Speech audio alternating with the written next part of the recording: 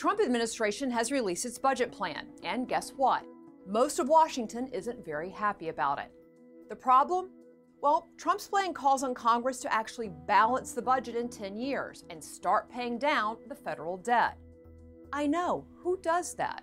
Not once during President Barack Obama's 8 years in office did he suggest such a thing. Of course, the debt did almost double during his 2 terms. It also appears that President Trump's budget will suggest cuts, yes, cuts, in government agencies and spending.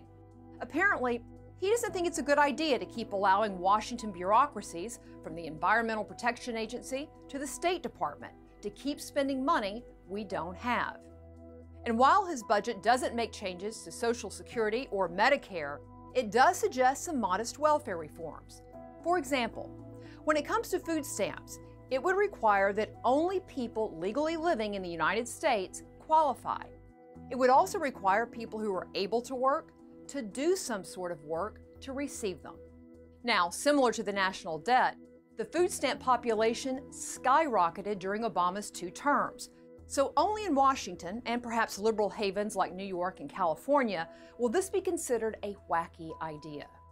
But as the president attempts to drain the swamp, what will quickly become apparent is that special interests and politicians are quite interested in protecting it, even suggesting that taxpayers should no longer subsidize rural airline routes in Alaska, or catfish inspection programs in Mississippi, or the metro system here in Washington, D.C. Even such modest cuts like those are considered anathema. That's how addicted lawmakers in both parties are to spending.